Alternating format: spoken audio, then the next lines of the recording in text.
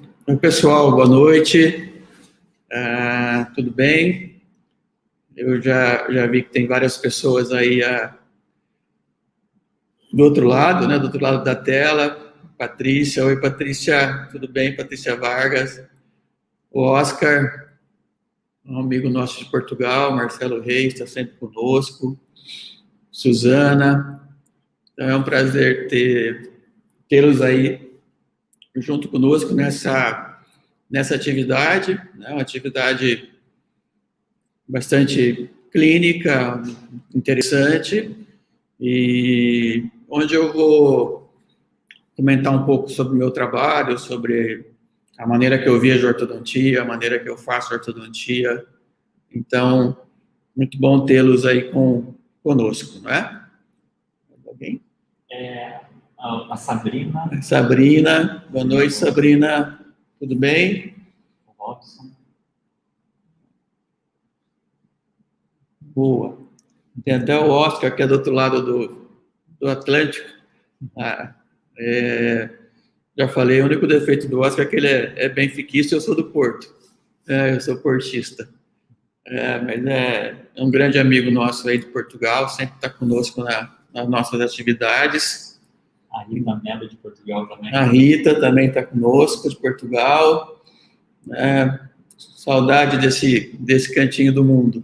Já faz algum tempo, pelo tema da pandemia, a gente está um pouco impedido de viajar, mas seguramente logo tudo voltará ao normal.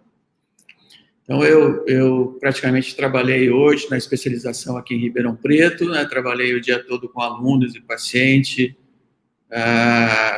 Os alunos têm feito um bom trabalho, então estou bastante satisfeito com tudo que está acontecendo aqui na Horto Gotardo. E hoje eu vou ter a oportunidade de mostrar um dos casos também feitos aqui pelos alunos da nossa escola. Vamos lá começar? Então, meu nome é Reginaldo Nelato, sou especialista, mestre e atuo na ortodontia por mais de 30 anos, dando como ênfase planejamento, mecânica, casos clínicos de forma simples e objetiva, porque assim, a meu ver, a ortodontia ela tá bastante complicada nos dias atuais, né? E grande parte dos casos da ortodontia se soluciona com estratégias simples. Então, eu acho que o ortodontista ele tem que ser simples e objetivo. Então, fazer um bom diagnóstico, mediante um bom diagnóstico, um bom plano de tratamento, e aquela estratégia que se adapte ao paciente, porque casos complexos são casos difíceis para qualquer ortodontista, né? Então, a ideia é mostrar no dia de hoje estratégias que vocês possam reproduzir nos consultórios. Então, que bom que vocês estão aqui comigo. Então, eu quero mostrar que é totalmente possível ter sucesso no tratamento ortodôntico com simplicidade. A maioria dos ortodontistas tem dificuldade em planejar, em diagnosticar os casos clínicos e obter excelência na finalização, né? Na verdade, para terminar bem os casos, nós temos que ser bem persistentes. Persistência é algo importante.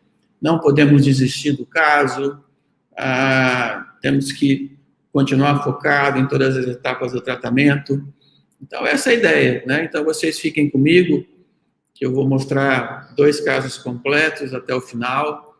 Último caso com um dispositivo novo, que eu tenho usado, que é uma mola gigante, que substitui os elásticos de classe 2 e classe 3.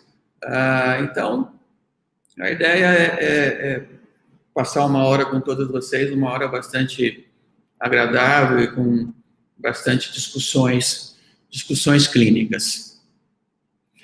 Então, agora eu vou começar aqui a entrar no meu computador. Eu quero mostrar algumas coisas, né? Que é a busca pelo resultado ideal.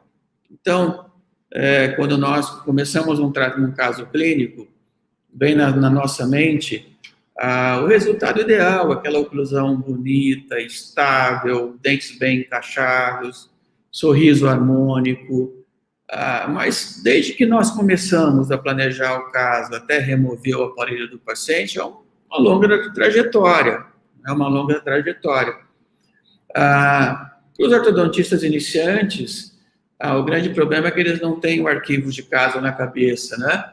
Para nós que somos mais experientes, nós temos um arquivo de casos bem feitos, mal feito, casos bem conduzidos, bem terminados, e esse arquivo nos ajuda a buscar. Então, quando eu começo um caso como esse, eu tenho em mente buscar essa oclusão. Notem o resultado do caso, o caso tratado, com boa oclusão estática, boa oclusão nas posições cêntricas, dentes bem intercuspidados, bom overjet, bom overbite. Outro caso clínico também, notem, sobremordida, classe 2, né? Então, quando eu começo um caso desse, na minha mente, eu já vejo o caso pronto. Agora, para chegar lá, nós temos que ter um bom diagnóstico, uma boa planificação e uma estratégia que se adapte aí ao nosso paciente, né? Então, nota o resultado final desse tratamento. Aquela sobremordida foi totalmente corrigida. Então, uma boa oclusão estática nas posições cêntricas, boa oclusão dinâmica, com guias efetivas dos dentes anteriores, porque esse é o nosso objetivo. A meu ver, um objetivo muito duro para nós, né? Muito pesado, porque são muitos casos que, às vezes, nós não conseguimos chegar, e isso é frustrante para quem está iniciando, não é? Não consegue terminar bem os casos, tem muitas dúvidas na questão do diagnóstico, da planificação, da mecânica. E a ideia nesse webinar é tentar mostrar uma maneira sistematizada de ser, né, na condução dos casos clínicos. Eu gosto muito desse slide aqui, ele é muito antigo. Quando eu vi pela primeira vez, foi uma aula do Dr. John Bennett, e eu me sentia esse escalador bem no começo da montanha, distante do resultado ideal, né? Hoje eu me vejo muito mais próximo do resultado ideal, né? Muito mais próximo em razão da minha experiência, em razão da evolução do tratamento ortodôntico, do pensamento,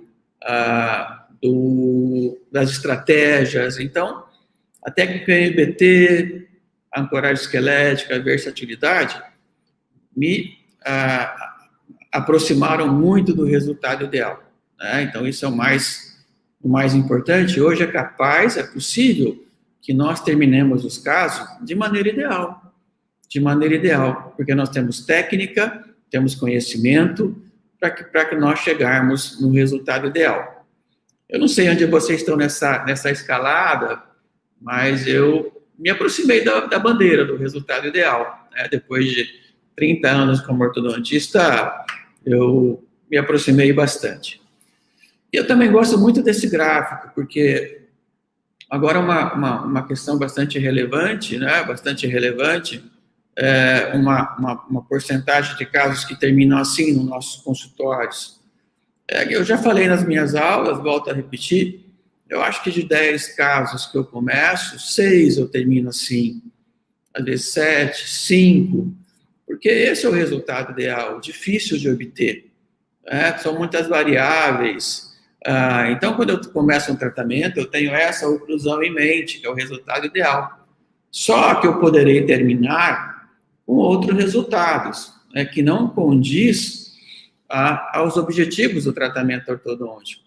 E o que me pode desviar para outros resultados? Pouca colaboração, crescimento desfavorável, resposta ao tratamento, né, porque como nós fazemos um diagnóstico morfológico, o que falta para nós ortodontistas é saber como é que os dentes movimentarão. Se movimentarão rápido, se movimentarão lento, Então, muitas vezes o paciente me fala assim, doutor, quanto tempo vai durar o meu tratamento? A resposta é simples, né? Quem me dará o tempo é você. Depende da sua resposta. Se os seus dentes movimentarem rápido e você for um paciente colaborador, nós vamos terminar rápido o seu tratamento. Se a resposta for lenta e você não for colaborador, nós vamos terminar lento ou, nos casos, não vai terminar da maneira ideal. Né? Então, a ortodontia como especialidade, ela me desafia todos os dias. Então, mesmo depois de tanto tempo de tratamento, a ortodontia, ela me desafia. Né? Então, são decisões novas, são decisões, às vezes, que eu tenho que tomar, que eu nunca tomei. Meus alunos já me conhecem bem. Às vezes, quando eu sento na cadeira para orientá-los e não falo nada, eu estou cheio de dúvida. Né? E o álibi do aluno é perguntar para o professor. E a pergunta que eu faço para vocês, o professor pergunta para quem? Não é? Então, assim, muitas vezes eu tenho que tomar decisões também que eu nunca tomei. Então, em razão da quantidade de variáveis. Então, esse foi algo inicial, né, para colocar vocês aí no assunto comigo, né, algo que eu preparei, né, que é a busca pelo resultado ideal, e depois eu vou mostrar 2 casos clínicos completos, né, então, um caso clínico de classe 3, e outro caso clínico de classe 2.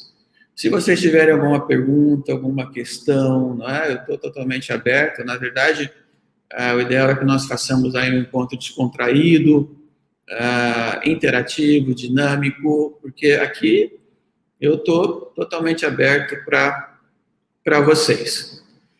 Então, um pouquinho mais sobre a minha carreira, né, como ortodontista. Eu tenho 30 anos já de ortodontia e sou especialista, né, mestre em ortodontia. Trabalho como formador no Brasil e Chile e Portugal. Então, trabalhei bastante tempo no Chile, tenho muitos alunos chilenos, numa universidade do sul do Chile, que é Concepción, em Portugal, no Porto, em Lisboa. Então, tenho muitos amigos e alunos portugueses. Então, sempre tive à frente de inúmeras turmas presenciais, porque o que eu gosto mesmo é da formação. Gosto de estar com o aluno iniciante, pegar o aluno do zero, ensinar ortodontia. Então, é o que eu gosto mesmo de formar novos ortodontistas, né? E não sei nem quantos ortodontistas eu já formei na minha vida, já foram meus alunos, mas eu me sinto feliz quando eu vejo alguma postagem, vejo os casos clínicos que eles postam, muito bem terminados. E gostaria de fazer que esse meu conhecimento chegasse cada vez a mais pessoas, porque eu já passei dos 50 anos, é hora de doar tudo aquilo que eu aprendi, tudo aquilo que eu angariei de experiência clínica, de conhecimento, e é hora de doar, né, para que a ciência evolua, para que as pessoas tenham menos dificuldade na hora de conduzir um caso clínico. Então, eu estou nessa fase da minha vida aí de compartilhar todo o meu conhecimento. Como? Sua sala de aula está com 100 pessoas. Que bom, já temos 100 pessoas aí na minha sala de aula. Fico muito feliz. Espero que vocês fiquem aí até o final. Preparado para ver o primeiro caso clínico? Vamos agora com o conteúdo. Então, eu preparei um caso clínico e antes disso, eu vou falar o que é sistematização. Eu sou um ortodontista, trabalho de maneira muito disciplinada. Eu já falei para os meus alunos, eles sabem disso, que eu não me acho nem o melhor e nem o pior ortodontista do mundo. Só que eu tenho uma vantagem, eu sou extremamente disciplinado. Disciplinado na técnica, focado no meu paciente, focado em diagnóstico, em mecânica. Isso faz toda a diferença, né? Ou seja, o ortodontista, ele tem que estar focado, conhecer o seu paciente. E a nível de sistematização, eu procurei listar alguns fatores que eu acho importante. E o primeiro é um bom posicionamento vertical dos braços. Os melhores casos da ortodontia que eu conheço, durante muito tempo eu trabalhei com o meu tio Hugo, que era um dos melhores ortodontistas do mundo, e ele sempre focado na colagem dos bractes. Isso eu herdei, né? Ou seja, bom posicionamento vertical dos bractes. Colagem progressiva, então começar a colar pelos tubos, subir as alturas sequencialmente, até chegar nos incisivos, para conseguir uma boa intercuspidação, para a formação do arco de sorriso, sequência de arcos bem definida, quer seja para o aparelho ligado, quer seja para o autoligado, porque hoje em dia, o que evoluiu na ortodontia foram os arcos. Né? Os arcos são flexíveis, resilientes, e hoje em dia, para o ortodontista, alinhar dente virou tarefa muito simples, muito simples. Só que se nós tratarmos o apinhamento dentário sem extrações ou stripping, os arcos dentários expandirão. E a expansão é bem-vinda num paciente horizontal, que tem periodonto espesso, que suportará as expansões. Trabalhar com arco diagramado, seguir o arco modelo inicial do paciente, para evitar grandes recidivas, contrações, seguir as etapas do tratamento, então, a primeira etapa, controle de ancoragem, alinhamento e nivelamento, mecânica em arco de trabalho, a terminada mecânica, detalhes e acabamento, que é o refino da oclusão, e a remoção e contenção. Ajustar nível de força nas mecânicas de distalização, fechamento do espaço, a mecânica em arco de trabalho, mecânica de deslize, que funciona muito bem em MBT, porque é todo um sistema de bracket para funcionar bem na mecânica de deslizamento, e ter persistência na fase final, como eu falei, não desistir do caso e continuar sempre focado no nosso paciente. Então, o primeiro caso é um caso aqui da nossa escola, eu fico muito feliz por falar que foi feito por um aluno aqui da Horto Gotardo, que é esse paciente, um braquifacial classe 3, na verdade ele tem mordida cruzada anterior, e as fotografias faciais do paciente, perfil reto, terço inferior da face ligeiramente diminuído, denotando ou demonstrando o padrão braquifacial, lábios comprimidos, e chegou com essa maloclusão. Né? Então, é um tratamento que tem várias vertentes. Alguns de vocês podem pensar, eu vou colocar um disjuntor e vou colocar uma máscara facial. Boa, né? Pode funcionar. Vou colocar, para quem gosta de mini implante, colocar um disjuntor híbrido com mini implante, vou colocar uma barra para usar elástico. Boa, né? Mas o ideal é nós buscarmos soluções simples, baseada no conhecimento da maloclusão. Né? E essa maloclusão, ela chama mordida cruzada anterior.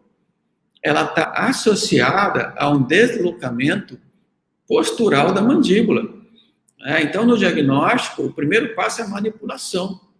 E ao manipular esse paciente, é muito provável que nós encontremos a mordida topo a topo. Se a mordida for topo a topo, essa maloclusão não é classe 3. Não é de toda estrutural. Ela é uma oclusão postural.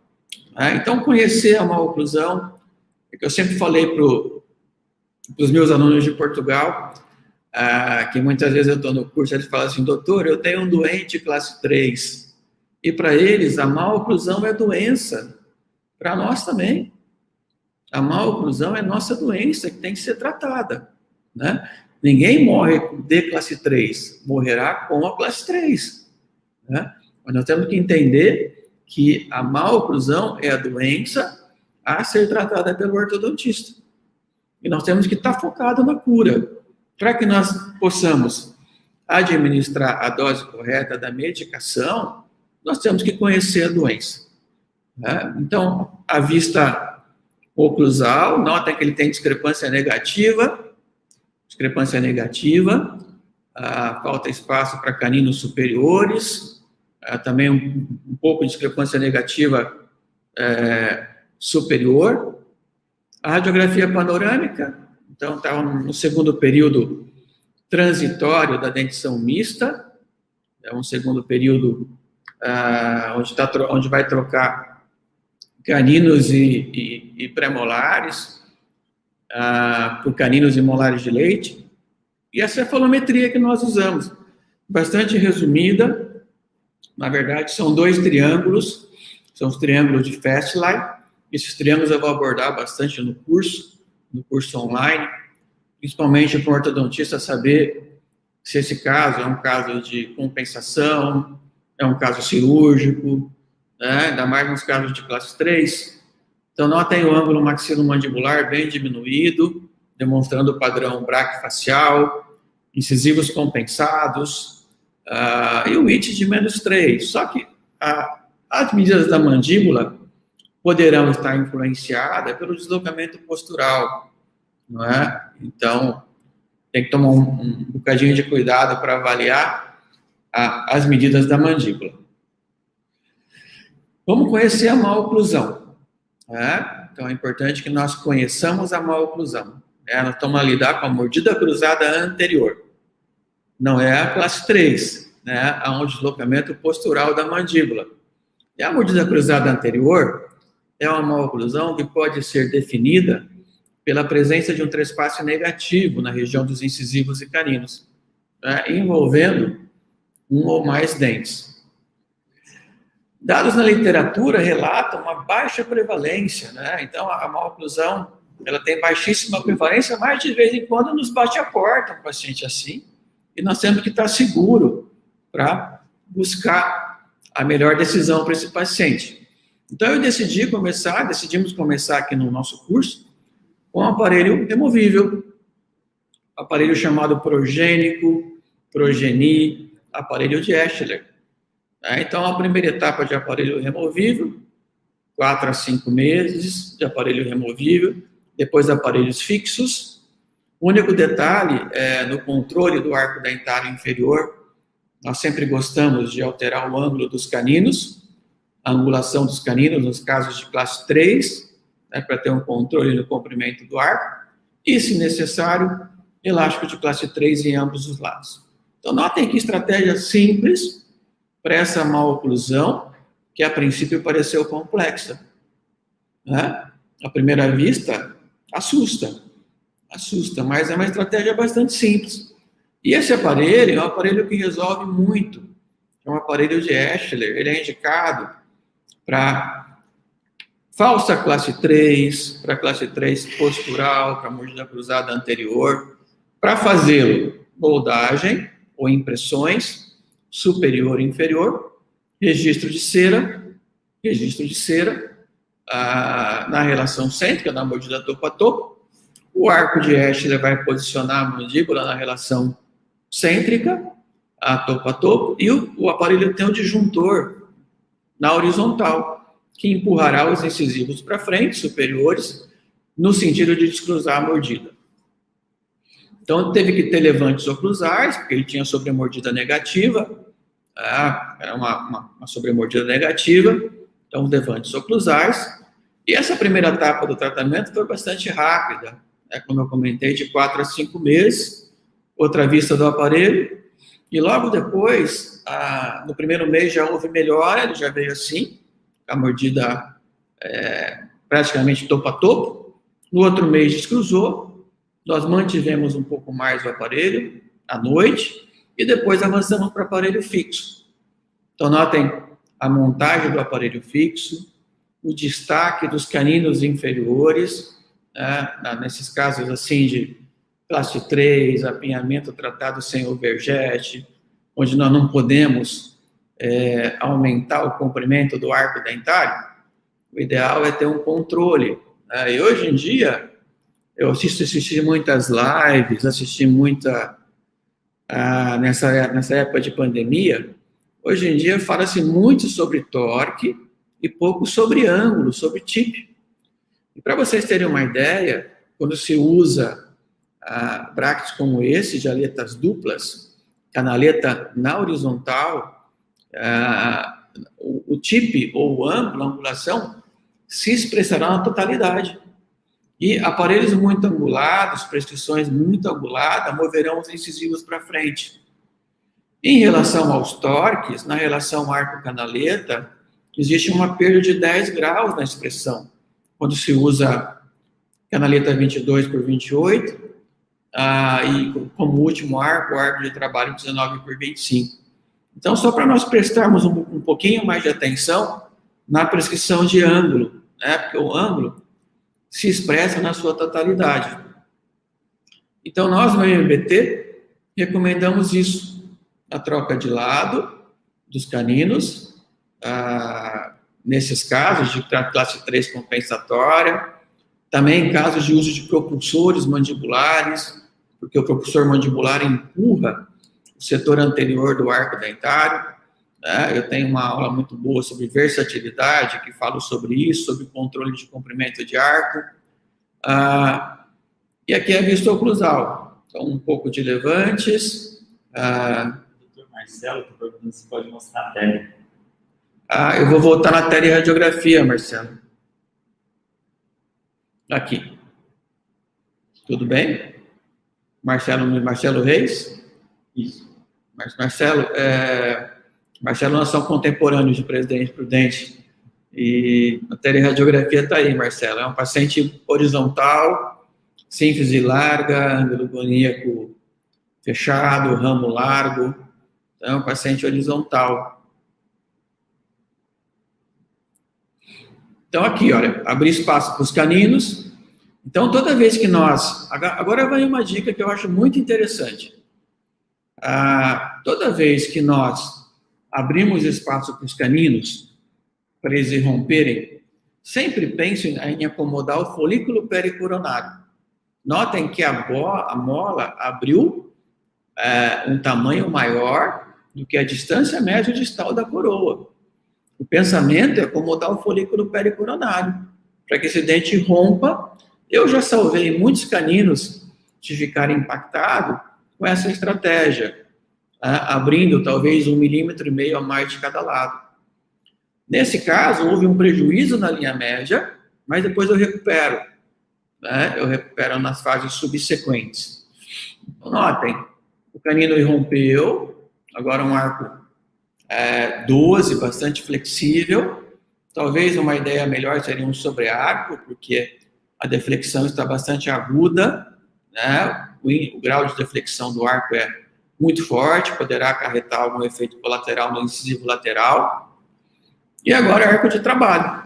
Então, notem, no caso sob controle, se vocês olharem direitinho, um pouquinho de classe 2, foi feita uma sobrecorreção horizontal, com elástico de classe 3, já no pensamento de contemplar um provável potencial de recidiva, então a sobrecorreção horizontal, e o arco do acabamento, que é o arco Braid.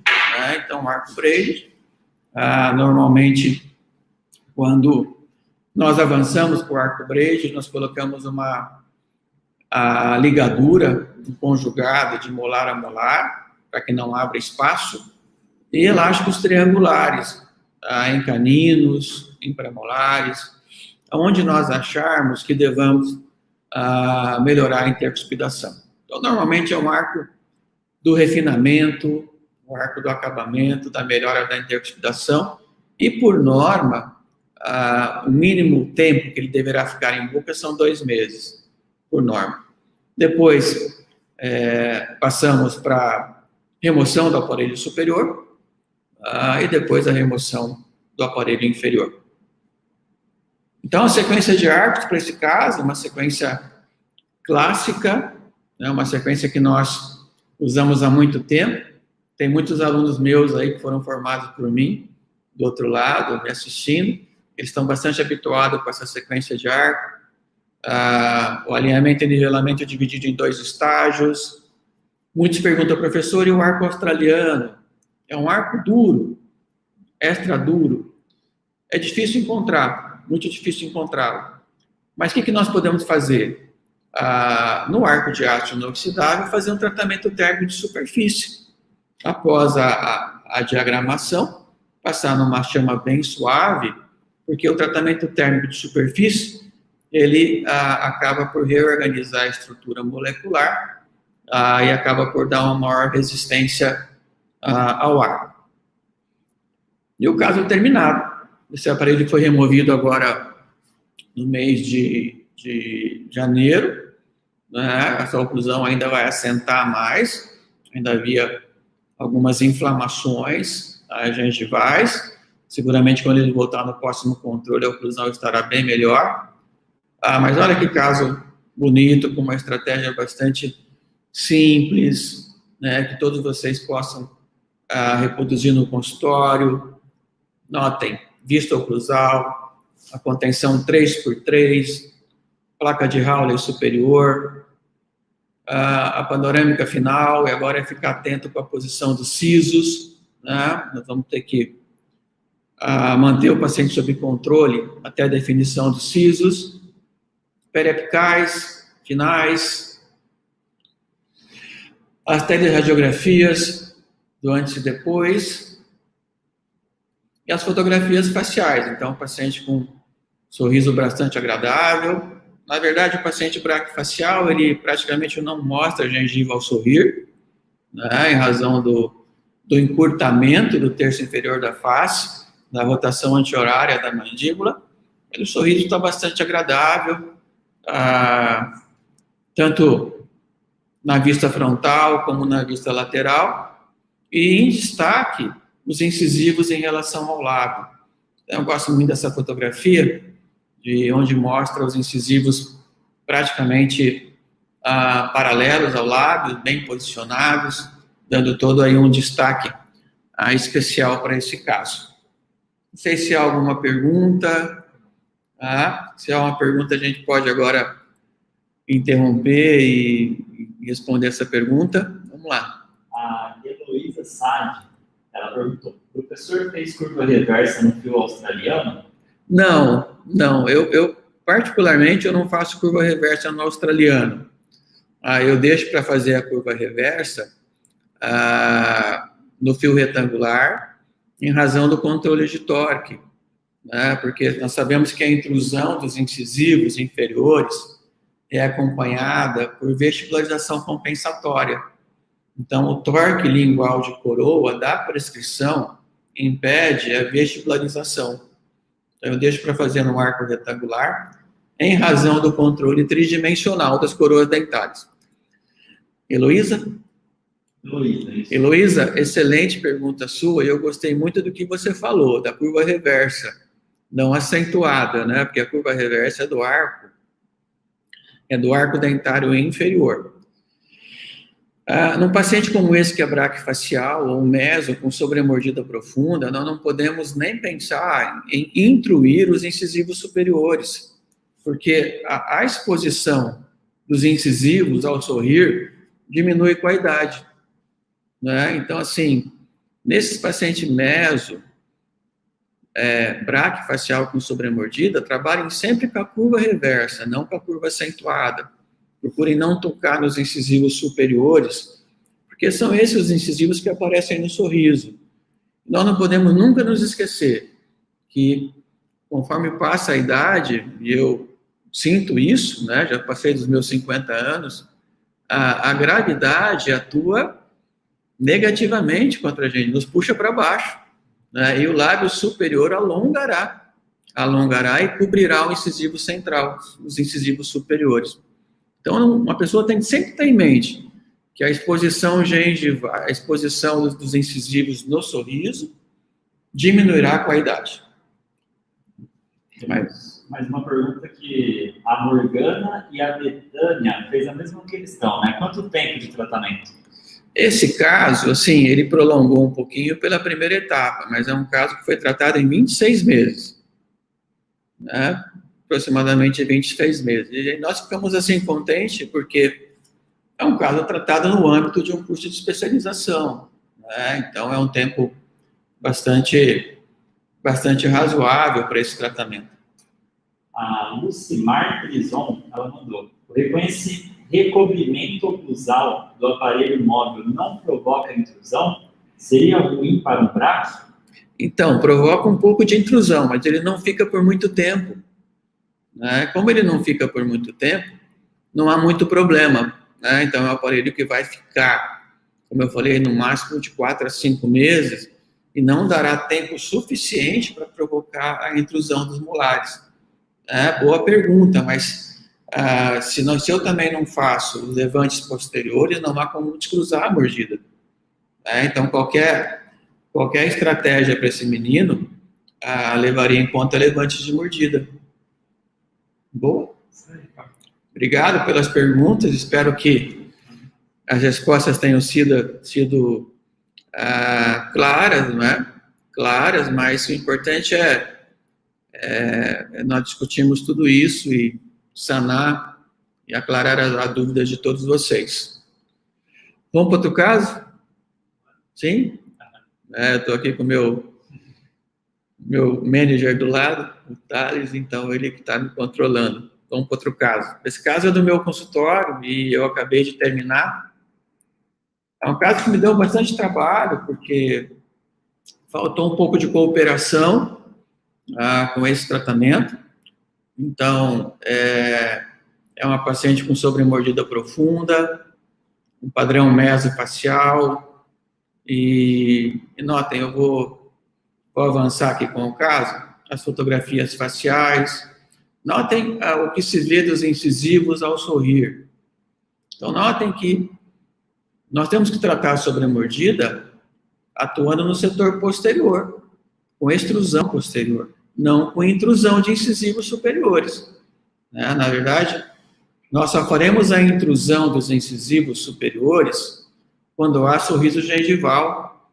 Voltando naquela premissa que, para nós definirmos onde atuar, levaremos em conta o padrão facial e levaremos em conta o nível de exposição gengival ao sorrir. Ok? Olha a sobremordida profunda. Eu classifico essa sobremordida profunda como severa. Ou seja, a má oclusão, ela se chama sobremordida profunda. Porque o normal é ter o overbite. O normal é os incisivos cobrirem o terço incisal dos inferiores. E no curso online que foi gravado por mim, tem um bloco totalmente dedicado à sobremordida profunda. Várias aulas, casos clínicos, dicas clínicas para tratar sobre a mordida profunda. Então, os modelos de estudos, o inicial, vamos avançando com o caso, vamos avançar com os casos, como falam meus alunos de Portugal. Eles usam muito pouco o gerúndio, e aqui a panorâmica, e a teleradiografia. Então, notem que é uma paciente também que tem um ângulo ligeiramente diminuído, maxilomandibular, eu poderia classificá-la como mesofacial, braquifacial suave, porque é uma diminuição desse ângulo maxilomandibular. Tem sínfise larga, que permite movimentos mais amplos para os incisivos. Nota incisivo inferior com 81. Então, nós temos que lembrar que, para corrigir a sobremordida, corrigir a curva de Spee, nós iremos vestibularizar os incisivos inferiores. E quando eles estão lingualizados, é muito boa ideia. Favorável à correção da curva de Spee, favorável ao uso dos elásticos intrabucais, quando os incisivos inferiores estão lingualizados. Então, nesse caso, eu usei um dispositivo no final, porque a paciente não colaborava com os elásticos, né? Usei um dispositivo chamado CS4, que é uma mola gigante que eu vou mostrar, para finalizar o caso de maneira adequada. Então, comecei a trabalhar com o alinhamento dos incisivos, antecipei um pouco o começo do caso, porque eu logo queria entrar com a placa de levante de mordida, a placa de elevação de mordida, Então, a ideia é extrusão dos dentes posteriores, né? Então, notem que há um degrau no plano oclusal e vocês podem me perguntar, Reginaldo, quais são os dentes que extruirão? Os posteriores e inferiores, para corrigir esse degrau. Então, para corrigir o degrau.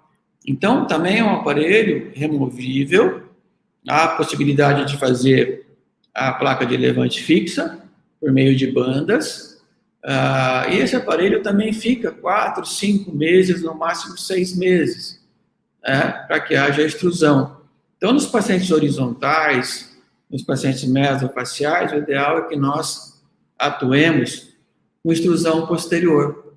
Então, a placa personalizada, notem que ela tem um apinhamento, e na ortodontia, eu também vou tocar nesse assunto no módulo do curso online, que é um módulo sobre métodos de ganho de espaço na ortodontia, e nós só temos 4 métodos de ganho de espaço na ortodontia, atuando sobre o arco dentário, por meio de expansão lateral, nesse caso não dá, porque o centro das coroas clínicas estão muito próximo da linha de Walla, ou por meio de protrusão e distalização, que é aumento de comprimento de arco. Então, esse caso, como tem periodonto espesso, síntese larga, eu vou ganhar espaço por meio de aumento de comprimento de arco. E a regra é muito simples, a regra é a regra de Steiner. A cada 1 milímetro de aumento de comprimento de arco, ganha-se 2 no perímetro. Então, se nós temos um mapeamento de 6, nós vamos aumentar o comprimento em 3 para ganhar 6 no perímetro.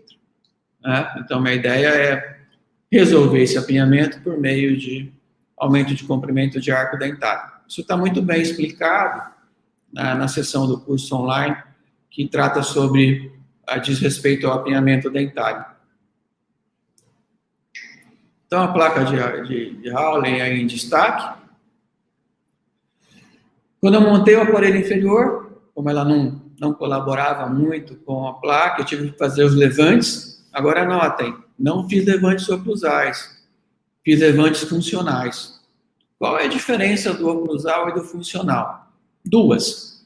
O levante funcional, você agrega resina nas cúspides de contenção cêntrica. Então, o mínimo de colocação de resina, 1 milímetro, abrirá 3 na frente. Se eu colocasse no segundo molar, abriria mais a mordida, não é? Então, e depois da facilidade na remoção. E o levante oclusal? O levante oclusal eu uso para fechar a mordida. Em paciente vertical, chama top oclusal. Então, faço os levantes mais altos, que extrapolam dimensão vertical de repouso, para que o paciente morda e os molares sejam intruídos. Então, esses levantes são chamados levantes que estão na projeção funcionais de mordida. Então, a vista da etapa do progresso, então agora, mediante o aumento da espessura do arco, mediante o nivelamento da curva de Spee, a sobremordida melhorará com o progresso do caso. Agora, arco de trabalho. Então, cheguei nessa situação. Então, é uma situação que agora eu preciso de cooperação. Porque, notem, linha média desviada. A pergunta é assim, o que vocês fariam, no caso de vocês do consultório, que chegasse nessa situação? Então, tem que acertar a linha média está fora. Eu vou responder. O que eu fiz? Recomendei elástico de classe 2 do lado direito e elástico de classe 3 do lado esquerdo. Os elásticos assimétricos têm a função de corrigir a linha média. E a paciente veio no outro controle, igual. No caso, não evoluiu. Outro controle, igual. No caso, não evoluiu. Eu falei, agora tem que ficar na minha mão. Porque senão eu vou terminar o tratamento assim. Para muitas pessoas, esse resultado está bom. Mas eu sempre falei para os meus alunos, eu faço o caso para mim. Eu tenho que olhar para o caso e falar assim, olha, eu gostei do que eu fiz. E vocês terem uma ideia, hoje em dia, depois de tanto tempo, às vezes eu termino alguns casos e falo assim, será que foi eu que fiz esse caso? Porque às vezes eu não consigo chegar. Então, se acalmem. né? Às vezes eu pego o aluno e falo assim, professor, não consegui dormir de noite, fiquei pensando no caso. Não façam isso. Não vale a pena, não é? Não vale a pena. Ou seja, a nossa trajetória, tanto profissional como a pessoal, ela é feita dos nossos erros de acerto. Então, o caso que deu mal, tirem informações para melhorar os próximos. E vamos seguir em frente. Né? Seguir em frente. Então, eu coloquei o CS4, que é essa mola gigante. E com 35 dias de uso do CS4, eu já consegui encaixar esses dentes. Então, a linha média coincidente, a relação de classe 1 em ambos os lados. Então, agora eu vejo uma oclusão que me satisfaz. Tem que ter um pouquinho de paciência para finalizar esse caso. Né? Então, agora eu vou terminar a mecânica, fechar o diastema mediano, intercuspidar e finalizar esse caso. Esse caso já se prolonga, é uma paciente que não colaborou, e eu nunca briguei com ela, porque não posso, né? Ou seja, temos que seguir aí e manter o paciente na nossa mão. Então, o CS4, então são 2 pivôs autoligados que prendem no fio, parafuso e a mola de 10 milímetros. Essa mola, ela tem uma força constante, ao redor de 350 gramas de força. E olha aqui o nível constante da mola helicoidal. Peço desculpa que esse slide está em espanhol, porque eu acabei de dar uma aula em espanhol na semana passada, mas é uma mola helicoidal fechada, com força instantânea ao redor de 350 gramas. E olha a correção da linha média em 35 dias. Hoje eu também tive a oportunidade de ver outro caso na nossa especialização, de uma classe 2 subdivisão, que com 1 mês de uso corrigiu a linha média em aproximadamente 3 milímetros. Porque é como se fosse um elástico constante na boca, 24 horas. Né? Então, hoje em dia, nós temos estratégias para ortodontia. Quando eu comecei a fazer ortodontia, o único tratamento para a classe 2 era o extrabucal. Então, imagine os casos que falhavam, as falências, não é? Então, hoje em dia, nós temos muita estratégia, né? Só que esse é um dispositivo que tem que ser indicado para a classe 2 dento-alveolar, não para a classe 2 esquelética. Classe 2 esquelética é outro tipo de aparelho, são os propulsores mandibulares. Nessa categoria entra a PM, Forsus, Power Scope, que são os aparelhos que empurram a mandíbula para frente, né, no sentido de corrigir a classe 2 esqueletal. Então, é um dispositivo para a classe 2 dento-alveolar, como se fosse o elástico. Né? O elástico é um dispositivo para a classe 2 dento-alveolar. E agora, fechando espaço, já estamos aí próximo de remover o aparelho, arco braid, e a sequência de arco, tá? Praticamente a mesma sequência que eu usei o aparelho convencional, para esse caso. Então, foram 6 pares de arco, primeiro estágio do alinhamento e nivelamento, segundo estágio com arco de aço, diagramado. Então, eu tenho uma sequência muito bem definida, como eu mostrei para todos vocês, e depois intercuspidar com arco braid. Eu normalmente mantenho o arco retangular de aço, e eu coloco o arco braid somente superior, para que haja um assentamento mais rápido da oclusão. E o resultado final. Então, esse aparelho, esse caso, saiu do forno. Essa oclusão, ela vai ainda melhorar com o tempo. Os dentes vão engrenar um pouquinho mais, um bocadinho mais. Vocês podem me perguntar, por que eu deixei esse tubo aí? Na verdade, será que o Reginaldo esqueceu de tirar esse tubo? Meu Deus do céu. Não esqueci não. Porque no final do tratamento, essa menina tem um segundo molar com tratamento de canal, que é o dente VIP17. E a mãe me questionou qual seria a minha opinião. E a minha opinião foi clara, extrair o 17 e aproveitar o 18, que está formando um bom terceiro molar em formação. Um bom terceiro molar. Bom tamanho, boa coroa. Então, eu deixei o tubo no 46, vou colocar um tubo no 47, colocar um segmento de fio para evitar que o 47 extrua, porque ele ficará sem o antagonista até que ocorra a erupção do dente 40, do dente 18.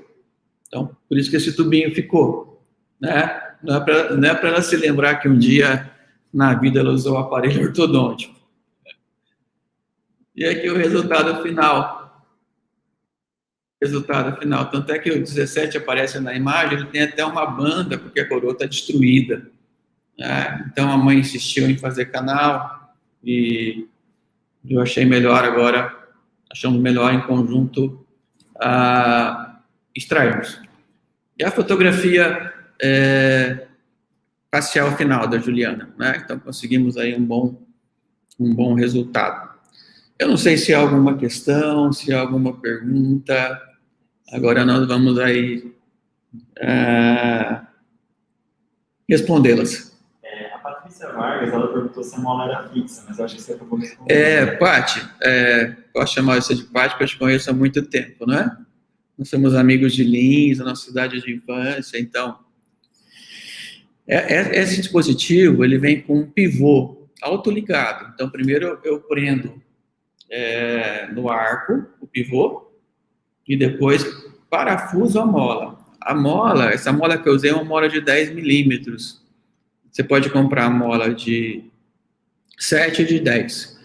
Quem produz é um laboratório chamado Dynaflex. Se você entrar no site, né, chama Dynaflex. Então, é um pivô rosqueante autoligado. E é uma mola, assim, tem me surpreendido, né, pela versatilidade. Eu posso usá-la tanto na classe 3, como na classe 2, usá-la unilateral, bilateral. E tem solucionado os casos daqueles pacientes que não colaboram, né? Porque a gente sabe que se o paciente colaborar com o elástico, nós tratamos. Se o paciente estiver do nosso lado, nós vamos conseguir tratá-lo. Agora, tem muitos pacientes que perdem a motivação durante o tratamento, tá? Então, é um pivô autoligado e um parafuso que nós prendemos a mola. Você já começou a responder também uma outra questão, que é onde acha. O Arthur e a Sheila estão perguntando onde compra. Então, sim, nós estamos agora tentando viabilizar isso aqui no Brasil, né? Isso na verdade, eu comprei fora do país, né?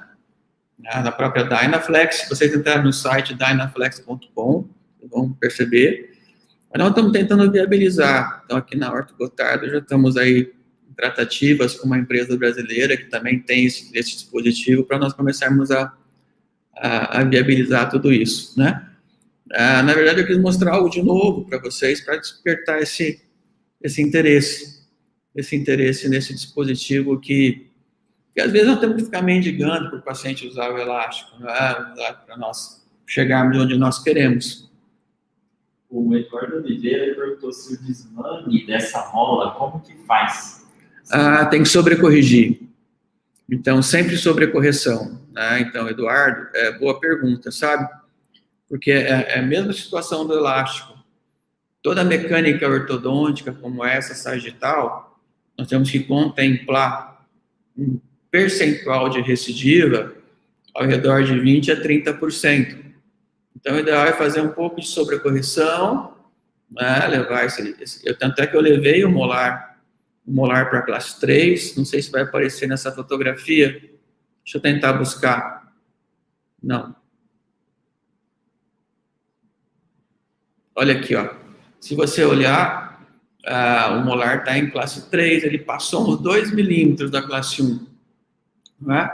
Então, a sobrecorreção já para contemplar o potencial de recidiva. Né? Então, sobrecorreção necessária nas mecânicas sagitais, para contemplar o percentual de recidiva, quer seja com elástico, quer seja com mola, quer seja com qualquer dispositivo, né? Nós temos que contemplar sempre um percentual de recidiva das mecânicas. O Arthur Meirelles, ele está perguntando se a troca da mola é a cada mês. Não, essa mola fica. Eu coloco, normalmente eu tenho usado 2, 3 meses para solucionar. Eu posso trocar pela menor. Então, começar com a de 10, e depois, como os pontos de aplicação de força estão mais próximos, mediante o ajuste do prazo, posso passar para a de 7. Né? Então, eu posso trocar 10 para 7.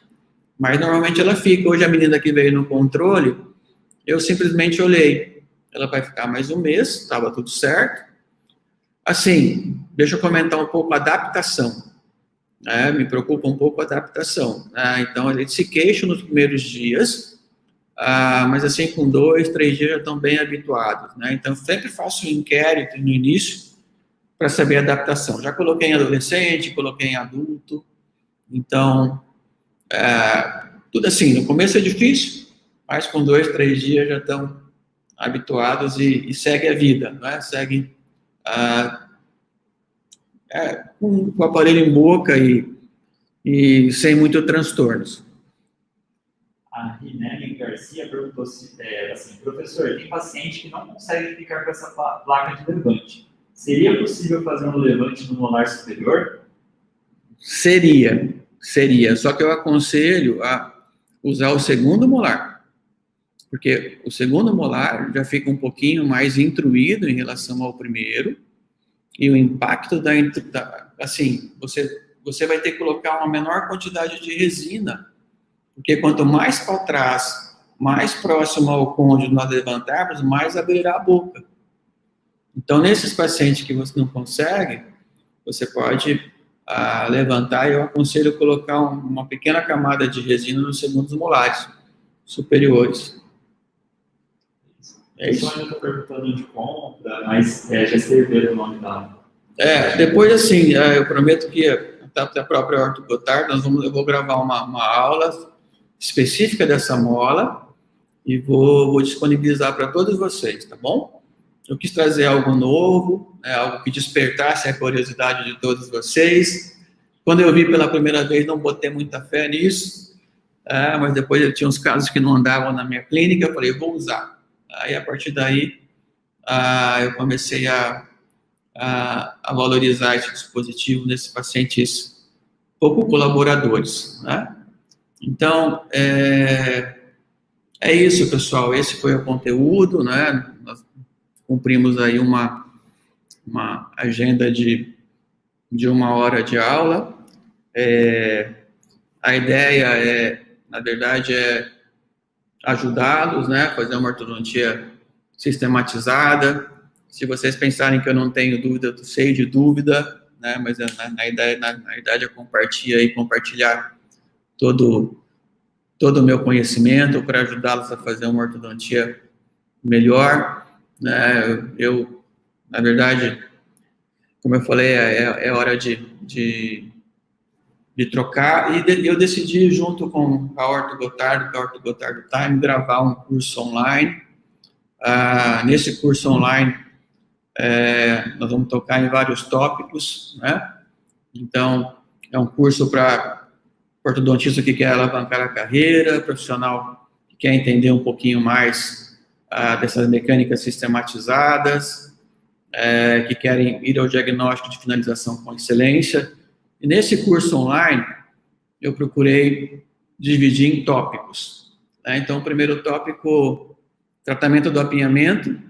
Então, nós vamos falar dos casos sem extrações, métodos de ganho de espaço na ortodontia, aumento de comprimento de arco, expansão, stripping, tratamento da classe 2, então vários casos de classe 2, quer seja com distalização, extrações, premolares, molares, tratamento da classe 3, e depois as maloclusões eu já comentei um pouco sobre a mordida profunda, né? Na verdade, os 2 casos tinham mordida profunda, um era de classe 3, é a mordida negativa, aí outra era de classe 2, é sobre mordida positiva, e o tratamento da mordida aberta, que é um grande desafio para o ortodontista, né? Então, a ideia é compartilhar meu conhecimento, né? Na verdade, eu sempre gostei muito de curso presencial,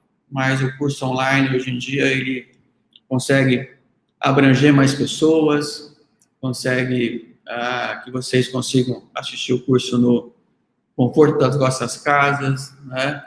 E também diminui custo financeiro de estadia, viagem e hospedagem. Então, esse foi o objetivo principal, né? Então, esse curso é planejamento e mecânica, 100% online, completo, né, com qualidade, e onde vocês serão praticamente treinados nessa mecânica sistematizada. São 7 módulos, com 36 aulas, vários casos clínicos, tá? Então, é a maneira que eu encontrei de compartilhar minha experiência e de fazer toda essa ortodontia chegar a mais pessoas, tá?